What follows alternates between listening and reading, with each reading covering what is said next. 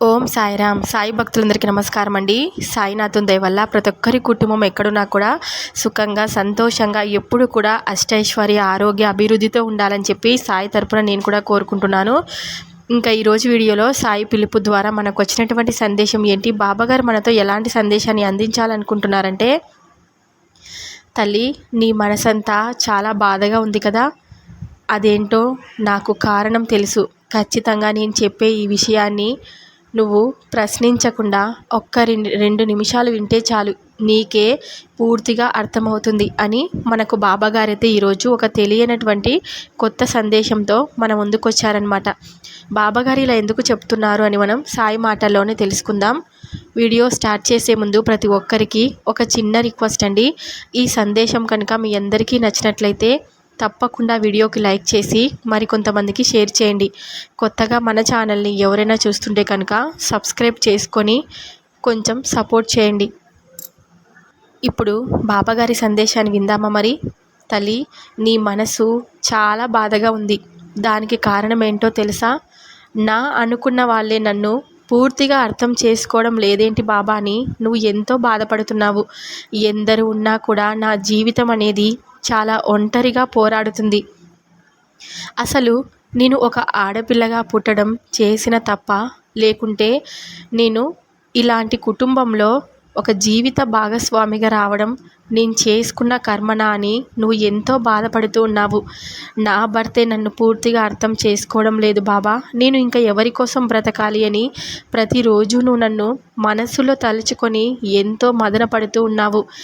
ఎంత ఉన్నా సరే, ఎన్ని డబ్బులు ఉన్నా సరే, ఎంత జీవితం ఉన్నా సరే, కానీ నాకంటూ సంతోషం లేదు, నాకంటూ ఆనందం లేదు అని నువ్వు ఎంతో మానసిక వేదనకు గురి అవుతూ ఉన్నావు. నాకు అదంతా తెలుసు.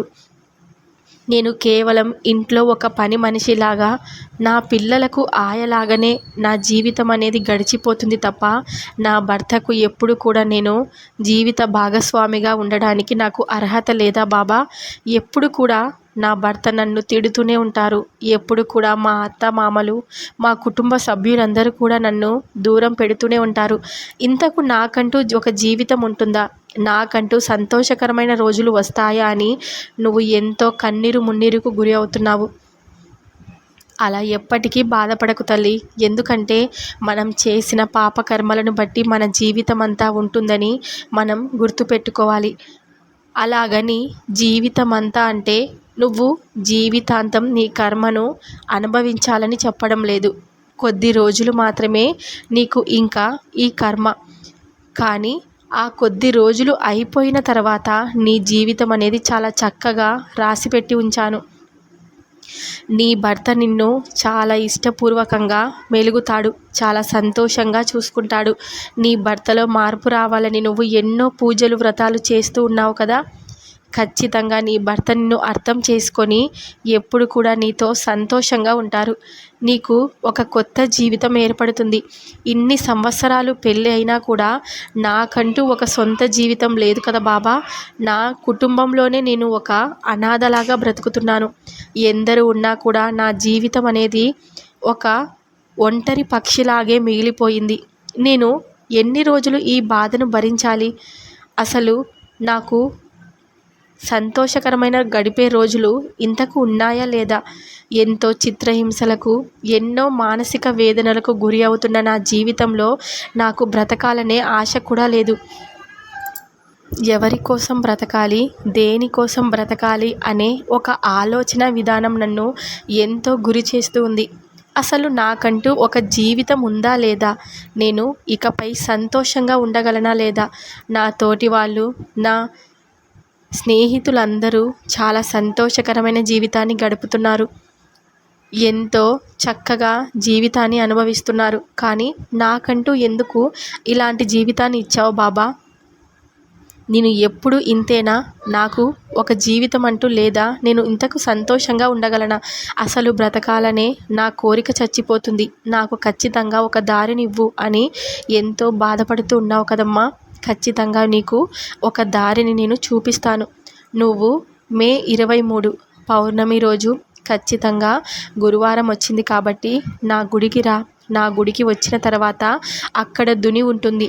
దునిలో ఒక పీచు తీయని కొబ్బరికాయను వేసి దుని చుట్టూ ఒక 9 ప్రదక్షిణలు కానీ లేదా 5 ప్రదక్షిణలు కానీ చెయ్యి.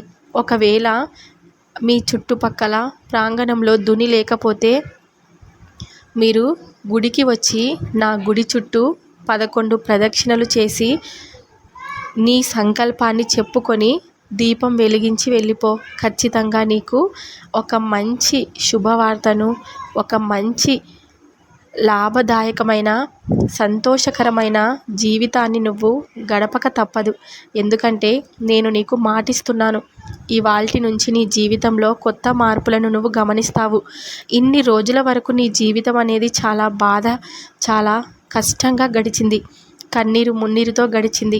ఎప్పుడు కూడా నువ్వు ఎన్నో తెలియని రాత్రులు ఏడుస్తూనే బాధపడుతూనే గడిపావు. అన్నీ కూడా నాకు తెలుసు. ఉదయాన్నే లేచి చాలా చక్కగా ఇంటిని చక్కదిద్దుకొని రోజు కూడా నాకు నైవేద్యం సమర్పించి దీపారాధన చేస్తావు. అయినా కానీ నీ కోరిక నెరవేరడం లేదు అని నువ్వు ఎంతో బాధపడుతూ ఉన్నావు కదా. ఖచ్చితంగా నీ కోరిక నెరవేరుతుందనే ఈ సంతోషకరమైన శుభవార్తనే నేను ఈ సందేశంతో చెప్పడానికి వచ్చాను.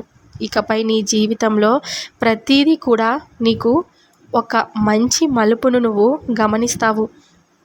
నీ జీవితం అంతా కూడా చాలా చక్కగా కొనసాగుతుందని నేను నీకు తెలియబరుస్తున్నాను. ఇప్పుడు కూడా నువ్వు ఏడుస్తూనే నా సందేశాన్ని వింటున్నావని నాకు తెలుసు. అలా ఎప్పటికీ కూడా ఏడవనని మొదటగా నాకు నువ్వు మాట ఇవ్వాలి. ఎప్పుడు కూడా బాధపడనని నా ముందు నువ్వు ప్రమాణం చేయాలి. నువ్వు బాధపడుతూ ఉంటే ఈ తండ్రి గుండె చాలా విలవిలలాడిపోతుంది తెలుసా. నువ్వు ఏడుస్తూ ఉంటే నేను కూడా ఏడుస్తూ ఉంటాను. నువ్వు బాధపడుతుంటే నా మనసుకు చాలా బాధగా ఉంటుంది.